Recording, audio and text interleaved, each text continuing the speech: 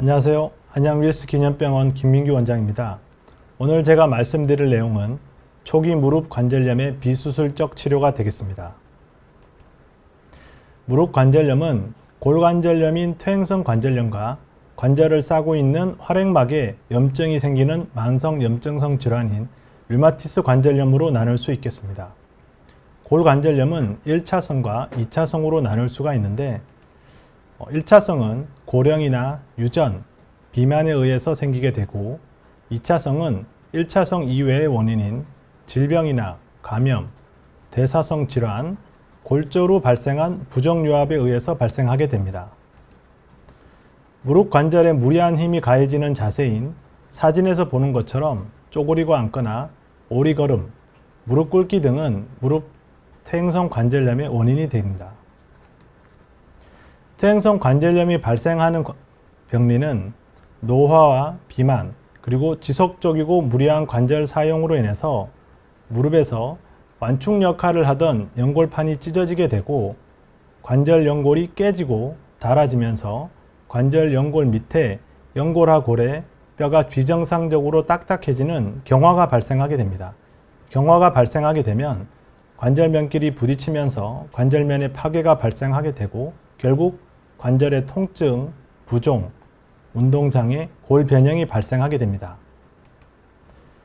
제 뒤에 보이는 사진은 무릎에 대한 엑스레이 사진이고 왼쪽에서 오른쪽으로 관절염이 진행하는 단계를 보여주게 됩니다.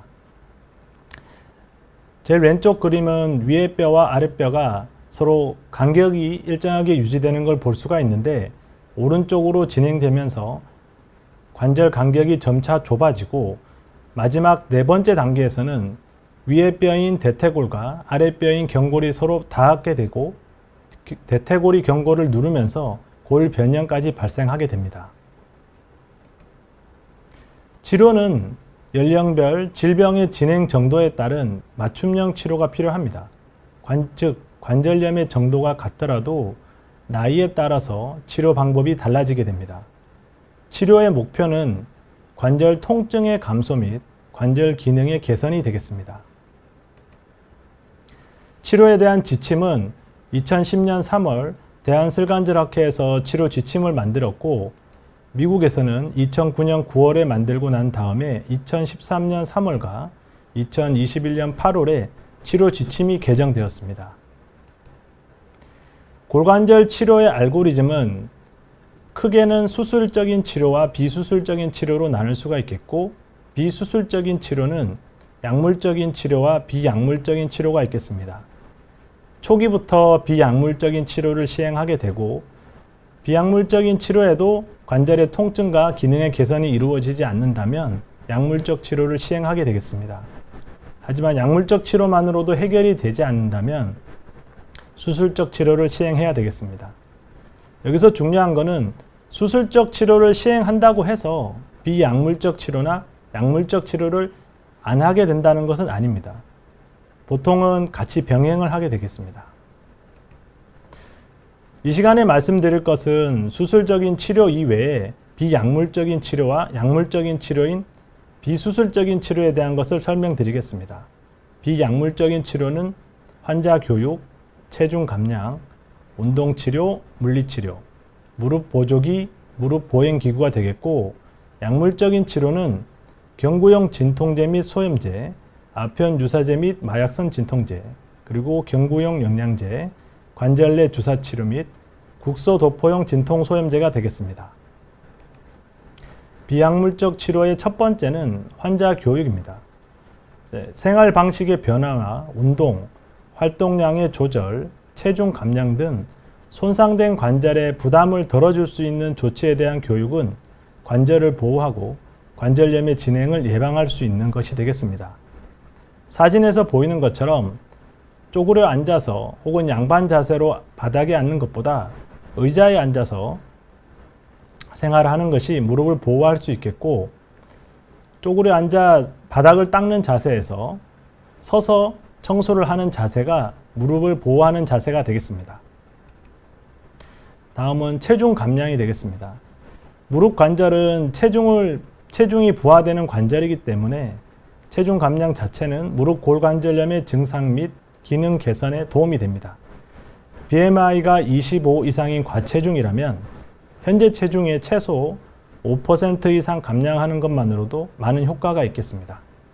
방법으로는 식습관 변화와 운동이 있겠습니다. 다음은 운동 치료입니다.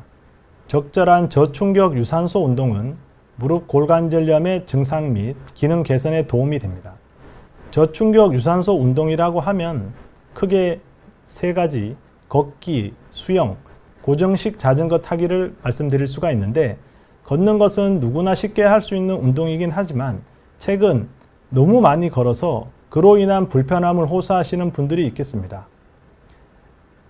수영은 모든 분들이 열심히 할 수 있는 좋은 운동이긴 한데 나이 드신 분들이 하기에는 어렵다면 사진에서 보여드리는 것처럼 아쿠아 에어로빅 같은 것을 하셔도 많은 도움이 되겠습니다. 물 안에 있으면 무릎에 체중 부하가 되지 않기 때문입니다. 다음은 고정식 자전거 타기가 되겠습니다. 고정식 자전거 타기는 안장에 엉덩이를 올려놓고 자전거를 타기 때문에 무릎에 부하가 적고 무릎 관절 간격을 증가시킬 수가 있고 근력까지 강화시킬 수가 있는 운동이 되겠습니다.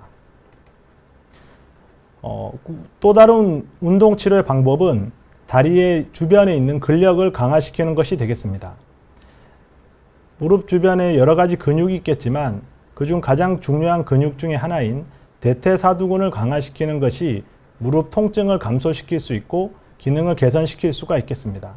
사진에서 보이는 것은 하지 직거상 운동이 되겠는데 하시는 방법은 누운 자세에서 무릎을 완전히 펴고 발목을 90도로 구부린 상태에서 45도로 반동 없이 다리를 들게 됩니다.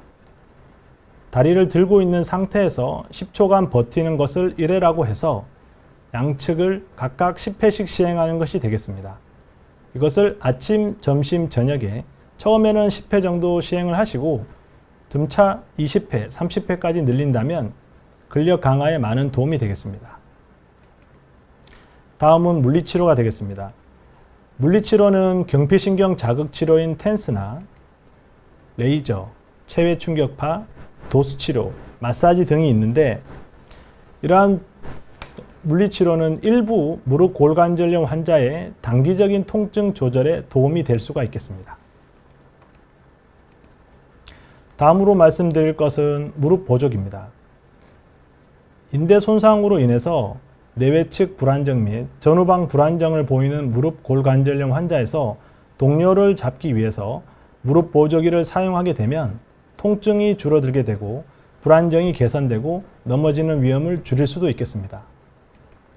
하지만 무릎 내측에 발생한 관절염 환자에 있어서 체중을 외측으로 옮겨주는 외반력이 가해지는 보조기는 현재 그 효과가 확정되지 않아 결론을 내릴 수 없는 상태입니다. 다음으로 말씀드릴 것은 보행 보조기구가 되겠습니다. 무릎이 아프시면 지팡이나 목발 그리고 보행기나 휠체어를 사용할 수 있게 되겠습니다. 그러한 도움을 받는다고 해서 무릎에 나빠지는 것도 없고 오히려 실생활에 더욱 도움이 되기 때문에 정확한 자세로 이용을 하는 것이 많이 편한 도움이 되겠습니다. 이제 약물적 치료에 대해서 말씀드리겠습니다. 약물적 치료로는 경구형 진통제가 있겠는데 골관절염 환자의 약물 치료는 크게 세 가지가 되겠습니다. 타이레놀이라고 알려져 있는 아세타미노펜과 진통 소염제인 비스테로이드성 항염증제 그리고 아편 유사 및 마약성 진통제가 있겠습니다. 처음으로 말씀드릴 아세타미노펜은 경미한 통증의 골관절염에 대한 경구형 치료제로 간 독성의 발생의 가능성이 있지만 하루 허용량을 4g 이내로 한다면 비교적 안전한 약이 되겠습니다. 하지만 소염 작용이 없기 때문에 무릎이 붓거나 물이 찼을 때는 효과가 없습니다. 그 다음 약으로는 우리가 흔히 알고 있는 진통 소염제인 비스테로이드성 항염증제로 타이레놀로 조절되지 않는 중등도 및 심한 통증에 효과가 있고 소염 작용을 하기 때문에 무릎에 물이 찬다거나 부었을 때 효과가 있습니다. 하지만 진통 소염제는 상부 및 하부의 위장 간 독성이라든가 심혈관계 독성이 있기 때문에, 그리고 신장계 부작용도 있습니다. 그래서 사용에 주의를 기울여야 됩니다. 지금 보여드리는 표는 환자의 그 전신적 내과적 질환에 따른 진통소염제의 선택에 관한 표가 되겠습니다. 진통소염제의 선택뿐만이 아니라 부작용을 감소하기 위해서 다양한 약제를 같이 복용하게 되는데, 그러한 것을 보여주는 표가 되겠습니다. 이 표를 보여드리는 이유는 환자분들이 가족이나 아시는 분이 어떠한 약을 먹고 효과가 좋다고 해서 아무 생각 없이 약을 드시게 되면 의도치 않은 부작용이 발생할 수 있다는 것을 말씀드리기 위해서입니다. 다음은 아편 유사 및 마약성 진통제가 되겠습니다. 앞에 두 가지 약인 타이레놀이나 진통소염제를 사용하였음에도 효과가 없거나 간이나 콩팥 그리고 심장에 이상이 있어서 진통소염제를 사용할 수 없는 분들에게 있어서는 단독 혹은 병영 투여를 할 수 있겠습니다. 하지만 이 약들은 중추신경계 억제에 부작용이 있어 어지럽거나 메스꺼움, 졸림증 등의 증상이 있고 의존성 및 남용의 우려가 있어서 미국 정형외과 학회에서는 무릎 골관절염 환자에 있어서 될 수 있으면 아편 유사 및 마약성 진통제 사용을 금하고 있습니다. 다음은 경구형 영양제입니다.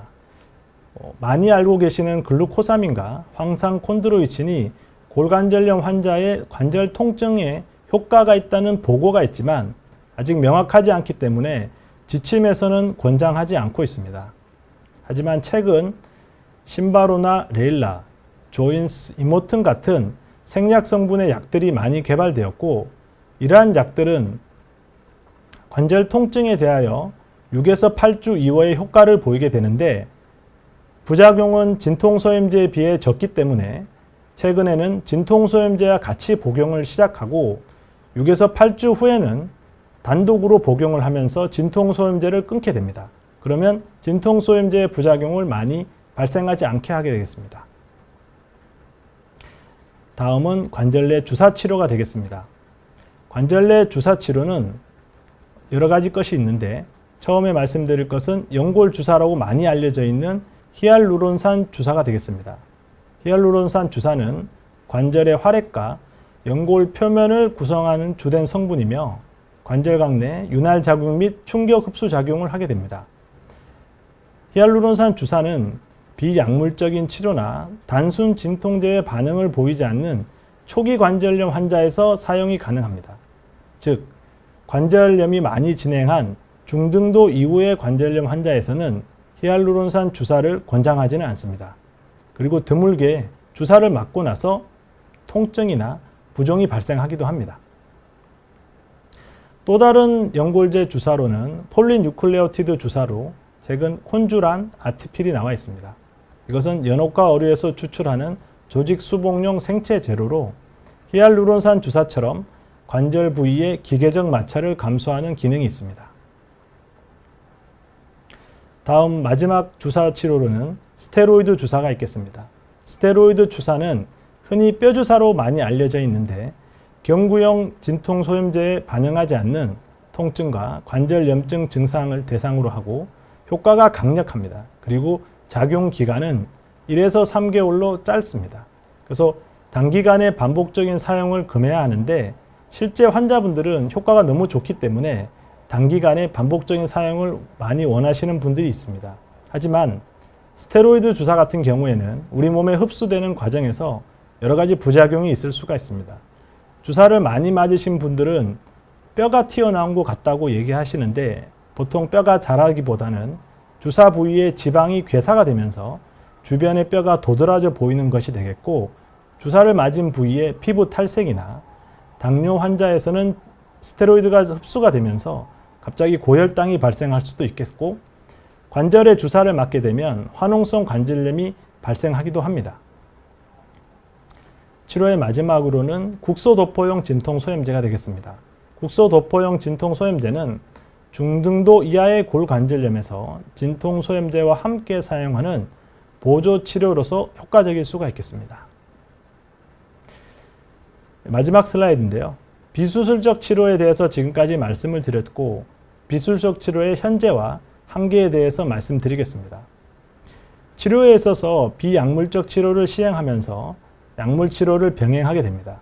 하지만 이러한 치료는 안타깝게도 손상된 관절인 연골 및 연골판을 회복시키는 약이나 치료는 현재 없습니다. 비수술적 치료의 목표가 통증 감소 및 기능의 개선이기 때문에 환자분들은 치료가 잘 되면 관절의 지속적인 사용을 할 수가 있습니다. 하지만 관절의 지속적인 사용은 결국 관절염의 진행을 발생하게 되고 관절염이 진행하게 되면 다시 관절의 통증이 증가되고 기능이 감소되게 됩니다. 결국 종국에 가서는 치료를 하여도 증상이 호전이 없다면 수술적 치료를 시행해야 되겠습니다. 제가 준비한 강의는 여기까지고요. 질문을 받도록 하겠습니다.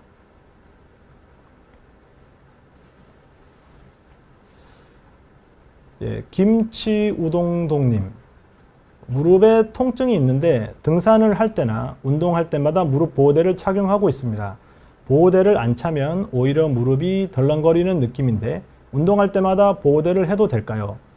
네, 보호대를 하셔도 됩니다. 보호대를 하셔서 무릎을 잡아줄 수 있다면 보호대를 하는 게 더 도움이 되실 것 같고, 간혹 너무 오랫동안 보호대를 차면 근력이 감소한다는 얘기가 있는데 등산을 하시거나 운동을 하실 때마다 착용하신다면 많은 도움이 될 것 같습니다.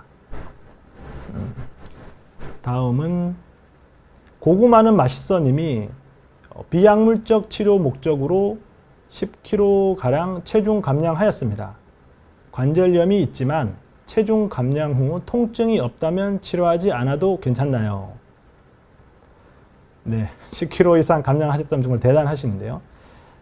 만약에 체중 감량을 하고 통증이 없다면 비약물적인 치료로서 많은 호전을 보이신 거고 치료를 하시지 않으셔도 되지만 그 관절염이 있는 것 자체가 변하지는 않습니다. 그래서 관절염에 대한 경각심 이런 걸 가지시고 불편하시면 바로 병원에 가셔서 검사나 치료를 하시면 될 것 같습니다. 그리고 이현경님, 관절에 좋은 약 추천해 주실 수 있을까요? 영양제. 네, 관절에 좋은 약은 제가 보기엔 특별히 좋은 약은 없는 것 같습니다. 왜냐하면 좋다는 기준도 애매하고 과학적으로 이 약이 좋다 이렇게 결정된 게 없기 때문입니다. 관절 영양제라고 하는 것은 이제 보조제라고 얘기할 수도 있는데 약이 아니고 제가 한계에서도 말씀드렸지만 좋은 약이라는 것이 연골이나 연골판과 같은 관절 자체를 회복시켜주는 것은 아니기 때문에 저는 비약물적 치료인 운동, 체중 감량, 생활 습관의 개선 오히려 이런 것을 더 추천해 드리고 싶습니다. 박하스님, 무릎에서 계속 소리가 나는데 방치해도 될까요? 통증은 없는데 소리가 계속 거슬려요. 네, 실제 진료를 보게 되면 이러한 문제 때문에 오시는 분들이 굉장히 많은데 정형외과 의사들의 그 생각은 통증이 없이 소리만 나는 관절은 문제 없다고 하겠습니다. 우리가 뭐 손을 꺾는다거나 하면 소리가 나게 되는데 이러한 것이 통증하고는 연관이 없다면 경과를 관찰하셔도 되고 간혹 무릎에서 소리가 나는 경우는 무릎 주변에 근육들의 밸런스가 무너지게 되면 일시적으로 소리가 나는 경우가 있긴 한데 좀 더 지켜보시고 소리가 계속 나면서 통증이 있다면 진료를 보시면 되겠습니다. 그리고 요즘 라즈님, 요즘 저녁 때 운동으로 러닝을 하고 있는데 뛰다 보면 무릎에서 삐걱거리는 느낌이 날 때가 있더라고요. 그럼 러닝보다 걷는 게 좋을까요? 이거 어렵습니다. 왜냐하면 제가 그 저충격 유산소 운동을 말씀드렸는데 걷기는 있지만 러닝은 없습니다. 러닝이라는 게 어떤 분은 되게 강력하게 근력을 위해서 운동하시는 분도 있고 조깅하는 느낌으로 살살 뛰는 분도 있기 때문에 뭐가 더 좋고 나쁘다를 말씀드리긴 힘든데 뭔가 불편함이 있다면 그 방법을 바꾸실 필요가 있습니다. 그래서 러닝보다는 걷는 것을 추천해 드리고요. 걷는 것으로도 뭔가 좀 더 운동을 하고 싶다면 조심스럽게 러닝을 다시 시작해 보시는 게 맞겠습니다. 네, 커뮤니티님이 장문에 글을 올려주셨는데 연골연화증 증상으로 스테로이드 주사를 맞았습니다. 스테로이드 주사를 맞고 통증이 줄어들면 그동안 열심히 운동해야 한다는 이야기를 들은 것 같은데 또 회복될 때마다 안정을 취해 하나 싶기도 합니다. 무리한 운동은 하지 않을 건데 걷기나 누워서 다리 올리기 정도는 스테로이드 주사 맞고 하루 지났는데 바로 해도 될까요? 수영은 일주일 정도 지나고 해야 될까요? 도와주십시오. 제 생각은 주사를 맞으시고는 바로 운동을 하시는 거는 문제가 없다고 봅니다. 근데 이제 안정을 어디까지 취하실 거냐인데 보통 연골연화증의 치료는 스테로이드 주사는 아니긴 한데 다른 여러 가지 이유 때문에 맞으셨을 수도 있겠고요. 다리 들어올리기 하지 직거상 운동은 주사 맞고 바로 하셔도 문제는 없고 수영은 주사 맞은 부위에 염증이 생길 수 있는 하루 이틀 정도만 지난다면 하는 데는 전혀 문제가 없을 거라고 생각합니다. 운동 열심히 하시면 될 것 같습니다.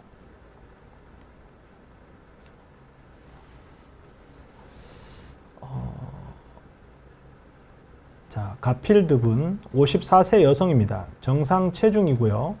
얼마 전 등산을 2에서 3주 연속으로 하고 나서부터 양쪽 무릎 통증이 생겼습니다.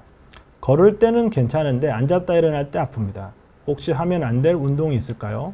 앞쪽에 통증이 있습니다. 걷기, 실내 자전거, 등산 하면 안 되나요? 어떤 질환인지 궁금합니다.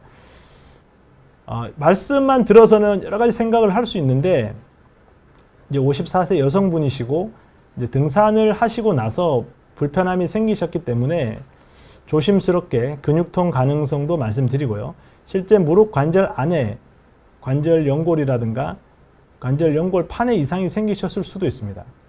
이게 앉았다 일어날 때 불편하신다고 하셨는데 이게 무릎에 부하가 많이 되는 자세에서 불편하신 거라서 지금 걷는 운동이 통증이 없다면 가능하시면 하실 수 있을 것 같고 실내 자전거도 추천드립니다. 이제 실내 자전거 하실 때는 안장의 높이를 적절하게 하시고 꼭 앉아서 하셔야 되고요. 등산은 하시고 나셔서 아프셨기 때문에 증상이 많이 좋아지실 때까지는 안 하시는 게 좋습니다. 등산은 위로 올라가는 것보다 내려오실 때 문제가 많이 생기기 때문에 등산을 하고 증상이 발생하셨으면 조심하시는 게 좋겠습니다. 이낙님, 무릎 연골 연화증과 퇴행성 반월상 연골 연골판에 수평 파열이 되어 비수술적으로 운동 치료 중이신데 왜 자유형 수영만 하면 무릎이 다 아플까요? 수영은 무릎에 다 좋다고 하는데 왜 그럴까요? 네. 이제 수영이 무릎에 좋은 이유는 물 안에 있으면 부력에 의해서 무릎에 체중 부하가 되지 않기 때문입니다. 근데 이낙님 같은 경우 퇴행성으로 반월상 연골판에 파열이 있는 경우 무릎의 관절이 움직일 때 찢어진 연골판이 연골 사이에 말려 들어가는 경우가 있습니다. 그렇다면 이게 자유형을 하신다고 하셨는데 제가 수영을 잘 못하는 것도 있긴 하지만 자유형 수영을 할 때 만약에 무릎을 구부리지 않으시고 다리 전체를 이렇게 물장구를 친다고 할까요? 그러면 오히려 무릎이 더 안 아프실 수도 있는데 무릎을 구부리면서 보통 이제 물장구를 많이 치기 때문에 그 과정에서 찢어진 반월상 연골판이 주변 연골이나 이런 데를 자극을 해서 아프실 수가 있습니다. 이 경우에는 비수술적인 치료로는 안 되고 수술적 치료인 반월상 연골판 부분 절제술이 필요하실 수도 있겠습니다. 그렇지 않고 이런 게 아닌데 무릎이 아프시다고 하면 물장구를 너무 많이 열심히 치셔서 무릎 주변에 힘줄의 염증이나 근육통이 있는 것일 수도 있겠습니다. 다음은 혜경강님. 선생님 안녕하세요. 저는 무릎 통증에 약 처방에 베니톨정이 있는데 궁금해서 여쭤봅니다. 그러니까 무릎 통증이라는 게 저희 정형외과에서는 무릎 관절 내라든가 무릎 관절 주변의 근육에 의한 통증인데 실제 무릎 통증이 있는 분들은 하지 정맥이나 혈관염 때문에 통증이 있으실 수도 있습니다. 아마 그러한 것을 염두에 두고 베니토를 처방하신 게 아니신가 싶습니다. 재현이의 플레이타임. 평소에 무릎 옆부분이 아파요. 체중 감량 때문에 운동을 해야 하는데 무릎에 물이 안 가는 운동 추천 부탁드려요. 이게 옆쪽이라고 하는 게 내측인지 외측인지도 중요한데요. 보통 무릎을 구부리는 동작을 많이 하시면 내측 옆쪽이 아픕니다. 근데 체중 감량 때문에 운동을 해야 하는데 무릎에 물이 안 가는 운동은 보통은 없습니다. 이제 체중 감량을 위한 운동은 식이습관 조절하는 게 가장 중요하고 굳이 운동을 하셔야 된다면 앉아서 하는 운동 혹은 물에서 하는 운동이 도움이 되겠습니다. 그래서 앉아서 하는 운동인 이제 고정식 자전거 혹은 물에서 하는 수영이라든가 아쿠아에로빅 이런 것들이 도움이 되겠습니다. 갓바이 9911님, 저는 통풍 때문에 3년간 약을 복용 중인데요. 오른쪽 무릎 통증이 많이 느껴지는 느낌이 듭니다. 통풍 환자분 같은 경우에는 제가 앞쪽 슬라이드에서 골관절염의 2차성 원인 중에 대사성 질환인 통풍이 있습니다. 통풍이 있으면 만약에 조절을 잘 하시는 분이라면 통풍 때문이 아닐 수도 있고 조절이 잘 안 되시는 분이라면 통풍 때문에 무릎 관절에 퇴행성 관절염이 많이 진행하셨을 수도 있습니다. 이 경우에는 통증에 대해서는 원인을 정확하게 찾기 위해서는 병원 진료가 필요하실 것 같습니다.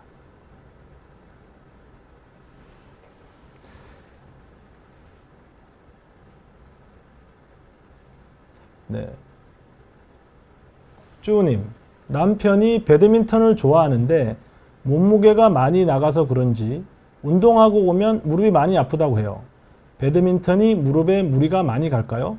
걷기 같은 운동으로 체중 감량 후에 배드민턴을 해야 하는 걸까요? 이게 배드민턴이 무릎에 굉장히 부하가 많이 가는 운동입니다. 갑자기 그 셔틀콕이 날아오면 치로 앞으로 갑자기 갔었다가 뒤로 갔다 왔다 갔다 해야 되기 때문에 배드민턴을 치면서 전방 십자인대도 끊어지시는 분도 많고 무릎에 무리가 많이 가기도 하거든요. 그래서 지금 같은 경우에는 배드민턴을 좀 쉬시고 체중 감량 후에 그리고 근력을 강화시키고 배드민턴을 운동을 다시 시작하시는 게 좋을 것 같습니다.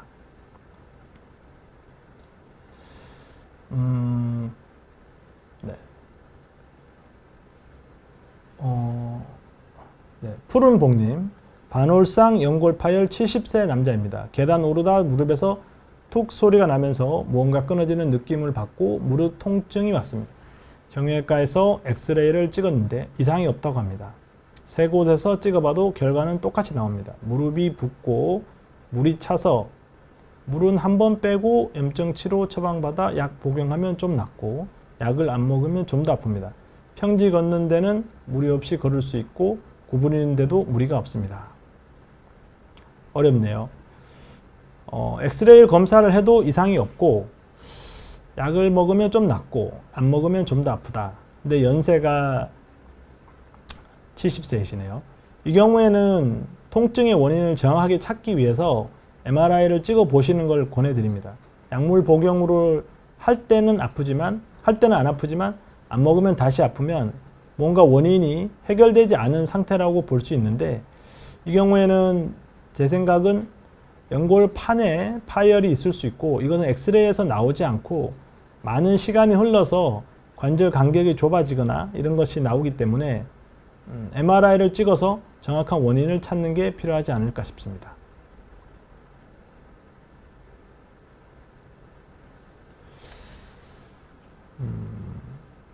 고구마는 맛있어님, 주말에 자전거를 100km씩 타고 있습니다. 건강해서 좋긴 한데 미래의 무릎 건강이 조금 걱정됩니다.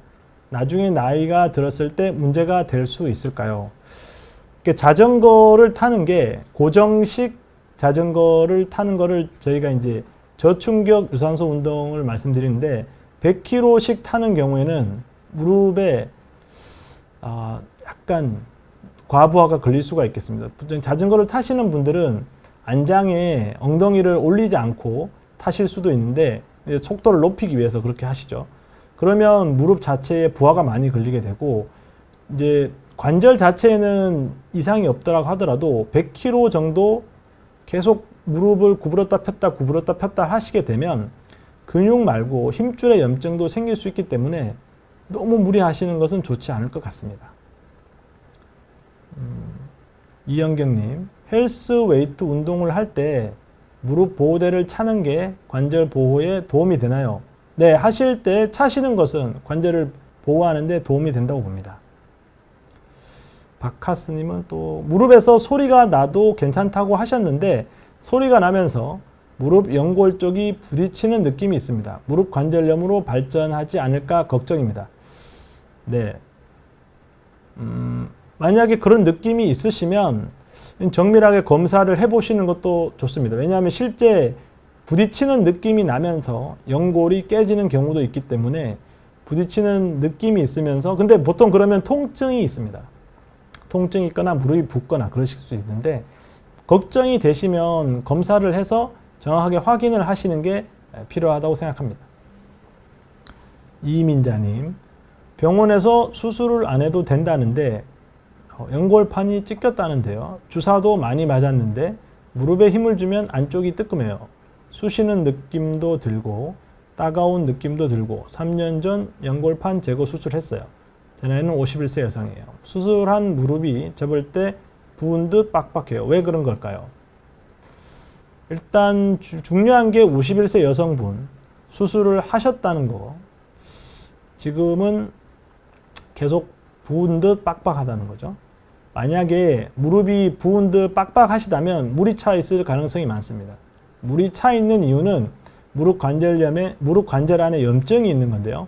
염증은 연골판이 재파열됐다거나 결국 찢어진 연골판을 제거 수술하면서 연골판 기능이 떨어져서 연골을 보호해 주지 못하게 되면서 연골이 깨져서 무릎이 부을 수가 있습니다. 만약에 계속 그러다면 재수술을 하셔야 될 수도 있겠습니다. 근데 수술을 안 해도 된다고 하셨다고 하면 다른 원인이 또 있을 수도 있거든요.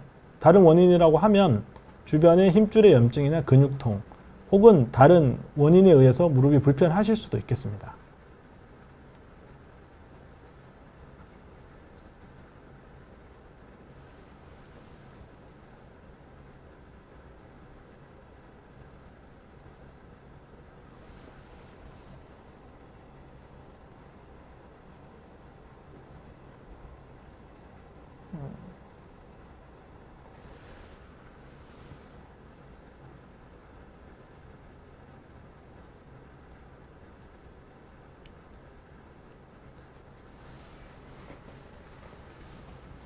예, 명희님, 인클라인 벤치에서 윗몸 일으키를 하는 경우 다리를 고정하는 부분에 오금이 위치하게 되고 힘을 주어 운동을 하면 경골이 대퇴골을 기준으로 무릎 앞으로 빠지게 됩니다. 또 오른쪽 다리에서는 이런 증상이 나타나지 않는데 왼쪽 다리에서만 이런 증상이 나타납니다. 통증도 없고 걷거나 뛰는데도 무리가 없는데 왜 이런 증상이 나타나는 걸까요? 고진선처 바랍니다. 죄송한데 제가 근데 인클라인 벤치를 제가 정확하게는 모르는데 윗몸 일으키기를 할 때 이제 고정하는 부분이 이제 있고 다리가 무릎 앞으로 빠진다는 느낌이잖아요. 이제 경골이 대퇴골을 기준으로 무릎 앞으로 빠지게 된다.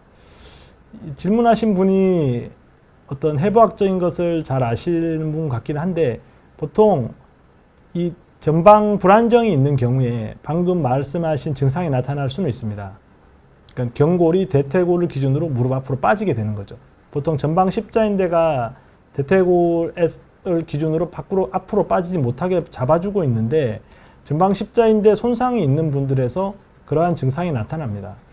근데 보통 전방 십자인대는 일상생활에서는 다치지가 않고 운동이라든가 큰 충격에 의해서 다치기 때문에 만약 이런 증상이 계속 있다면 정확하게 원인을 찾아보셔야 될 것 같습니다.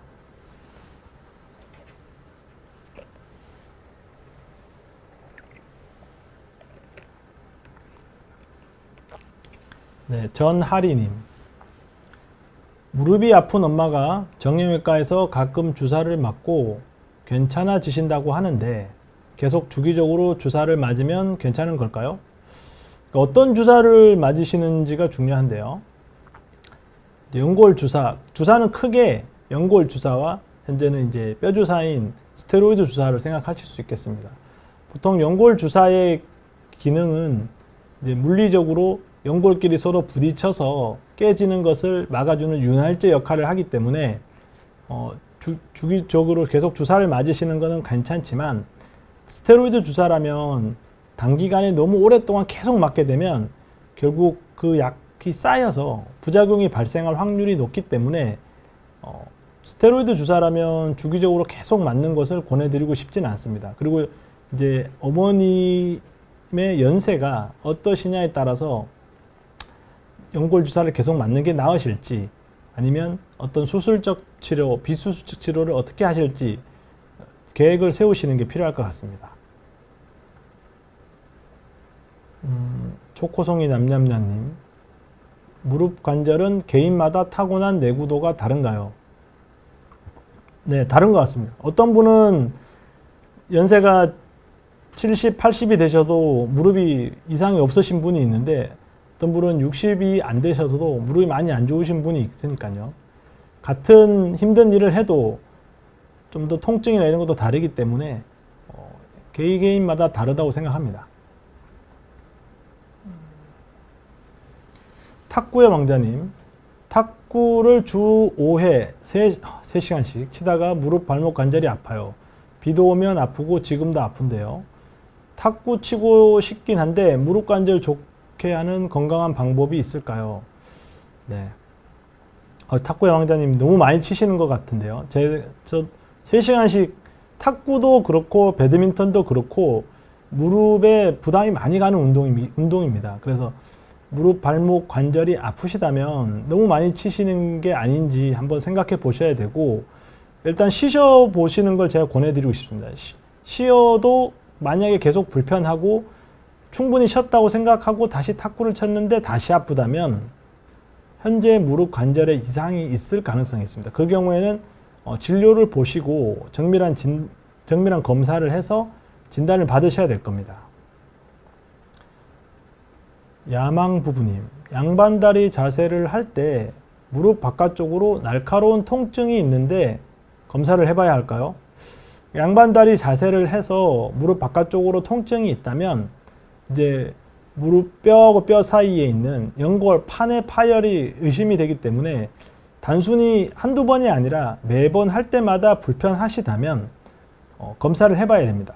검사라고 하면 가장 기본적으로는 엑스레이가 있겠고 엑스레이는 뼈에 이상이 없는 것을 먼저 확인한 다음에 약물 치료나 비수술적 치료, 운동 치료를 해보실 수 있고 그럼에도 계속 불편하다면 연골판 파열을 의심해서 MRI 검사를 해보시면 되겠습니다. 초코송이 냠냐냐님, 오다리가 되는 것이 무릎 관절의 퇴행이라고 들은 것 같습니다. 혹시 무릎 관절염 수술이 오다리의 예방도 될까요? 네, 맞습니다. 근데 오해를 하시면 안 되는 게 원래 오다리이신 분들이 있습니다. 물론 이제 우리나라 사람들은 어느 정도 오다리가 있죠.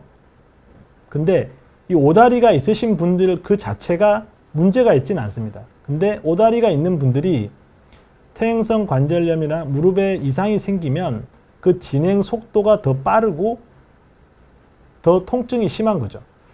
그런 게 있고 정상적인 무릎 다리가 똑바른 분이었는데 무릎 관절에 퇴행성 관절염이 진행되면서 오다리가 되는 경우가 있습니다. 그런 경우에 무릎 관절염 수술을 한다면 오다리의 예방이 될까요? 라고 하셨는데 어떤 수술을 하는지에 따라 다릅니다. 일반적인 찢어진 연골판을 다듬어내는 반원상 연골판 수술을 한다면 그것은 오다리의 예방이 되지는 않고 수술 여부하고 관계없이 오다리는 점점 진행할 수 있게 됩니다. 오다리를 예방하기 위해서는 다리의 축을 바꿔주는 오다리 교정술인 경골을 절골하는 수술을 한다면 오다리의 예방도 가능을 하고 또 무릎 관절염 수술 중에 하나인 인공관절술을 한다면 오다리를 치료하는 게 되겠습니다.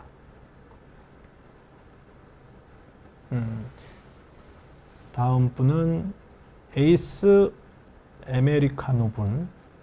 수술이 좋지 않다는 말도 들었고 수술은 최후의 방법이라고 하는데 의학이 발전해도 수술을 끝까지 하지 않고 버티다가 안 되겠으면 수술을 받는 게 무릎 건강에 좋은 건가요?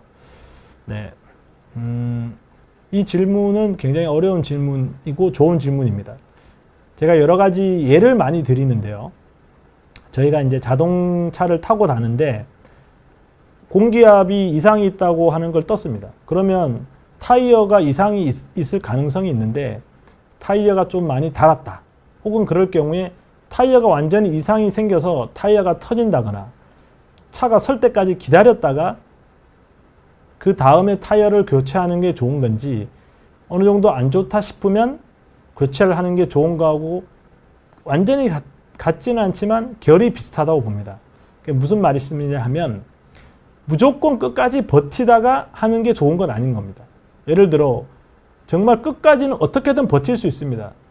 요즘 약이 많이 발전해서 진통제라든가 주사라든가 이런 걸 하다 보면 통증이라든가 관절 기능은 어떻게든 잡아둘 수가 있습니다. 하지만 계속 잡는 과정에서 관절염이 계속 진행을 하게 되고 그리고 몸이 그걸 버티지 못하기 때문에 적절한 연령대에 관절염이 진행을 하셨다면 오히려 수술을 맞는 시기에 수술을 받는다면 훨씬 더 건강이 좋게 된다고 봅니다.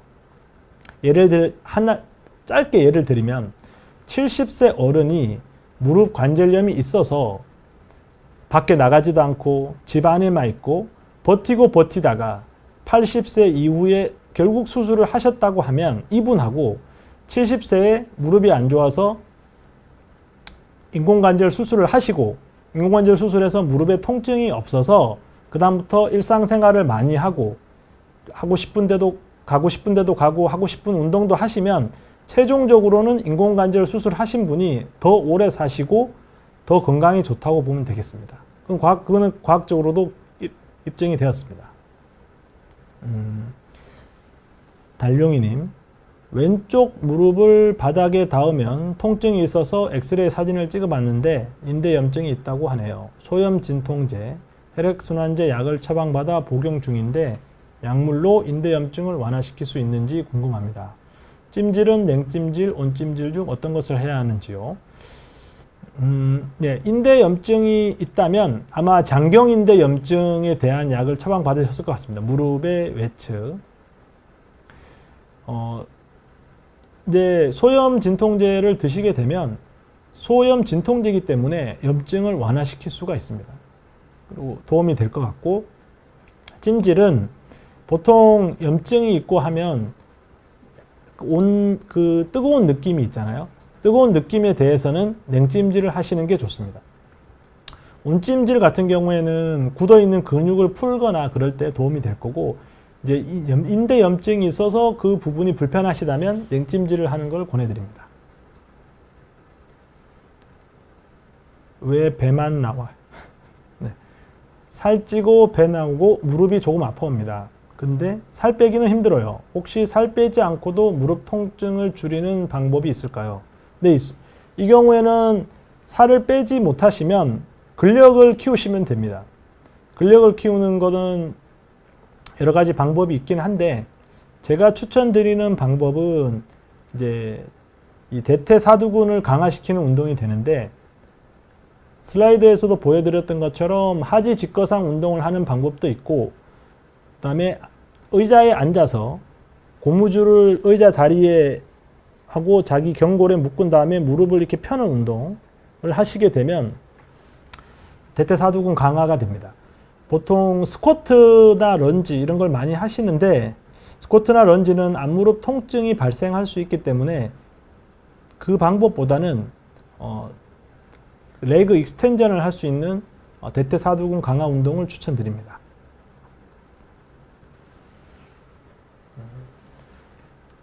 제식 알바. 네.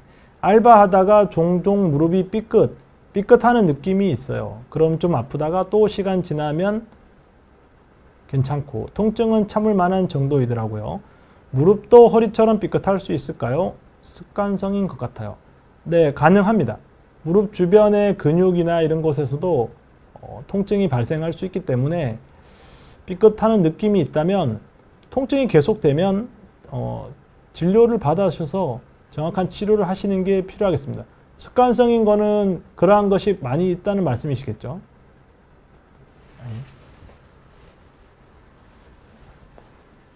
네, 박종형님, 저희 어머니가 MRI 촬영 후 반홀상 연골판 파열 진단을 받고 관절 내시경으로 파열된 부분을 긁어내는 수술을 해야 한다고 합니다. 꼭 수술해야 하는 케이스인지 조언을 얻을 수 있을까요? 병원에서 들은 내용은 아래와 같습니다. 왼쪽 무릎의 내측 반홀상 연골판이 파열됐고 수평 파열이며 파열된 부분이 너덜너덜한 상태라고 하며 오다리가 있다고 합니다. 7도라고 하면 역학적 축에 대해서 7도 정도 기울어지셨다는 거고요. 7도 정도면 오다리가 있는 겁니다. 퇴행성 관절염 2기에 해당된다고 합니다. 만약 수술을 안 해도 된다면 어떤 치료를 받을 수 있을까요? 어머니 현재 증상은 일상적인 걷기는 가능하나 때때로 무릎 뒤쪽이 많이 뻐근하고 가끔은 무릎 앞쪽도 통증이 느껴지신다고 합니다. 네. 이제 불편하신 지가 얼마나 오래 되신 지가 나와 있지는 않은데 비수술적인 치료를 먼저 시행해 보실 수는 있겠습니다. 통증 자체가 너무 아프시면 걷는 것도 힘들고 무릎을 움직이는 것도 힘들어 하시는데 일상적인 걷기는 가능하다고 하시고 때때로 불편하고 통증이 있다고 하시니까 저는 약물 치료하고 물리치료, 근력 운동을 해보시고 그럼에도 무릎 관절 안에서 찢어진 연골판이 연골 사이에 끼어서 아프신 거라고 하면 수술적인 치료를 생각하셔야 됩니다. 근데 나이가 안 나와 있네요. 나이도 중요합니다. 나이가 지금 어머님께서 50대이신지 60대이신지 70세이신지가 중요합니다. 예를 들어 50세이시면 저는 수술을 하시는 것도 좋겠다고 보고 60대이시라면 수술을 할 때 단순히 찢어진 연골판만을 다듬어내는 수술을 하는 게 과연 맞는 건지 생각을 해봐야 될 거고요. 70세 있으시면 수술을 하실 수도 있고 안 하실 수도 있다고 봅니다. 환자분의 활동 정도에 따라서 다를 것 같고 좀 더 젊으시다면 오다리 교정술도 같이 하시는 것도 생각하실 수 있다고 생각합니다.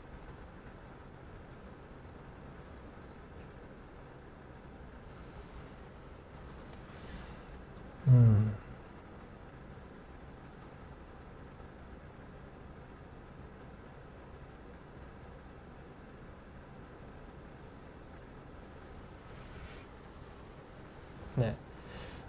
인공관절 촉고송이 냠냠냠님이 인공관절 삽입은 지양하시나요? 라고 말씀을 하셨는데요. 저는 지양하지 않고 충분히 비수술적인 치료 혹은 다른 수술을 하셨는데도 통증이 계속되고 관절의 기능이 떨어져 있으시다면 인공관절 삽입하는 것을 지향합니다. 물론 너무 젊은 나이라든가 혹은 너무 나이가 많으시고 쓰실 수가 없는 상태에서 인공관절을 삽입하는 것은 지양해야 될 거지만 적절한 상태에서 인공관절 수술을 하시게 되면 훨씬 더 환자분의 인생의 질이, 그 삶의 질이 올라가고 운동이나 이런 것이 더 열심히 하실 수 있게 돼서 수명 연장에도 더 도움이 되기 때문에 저는 필요하신 분에게는 반드시 필요한 수술이라고 생각합니다. 네. 질문을 많이 해주셨는데 제가 아는 한도 내에서 정말 최선을 다해서 답변을 드린 것 같고 이렇게 관심을 많이 가져주셔서 정말 감사합니다.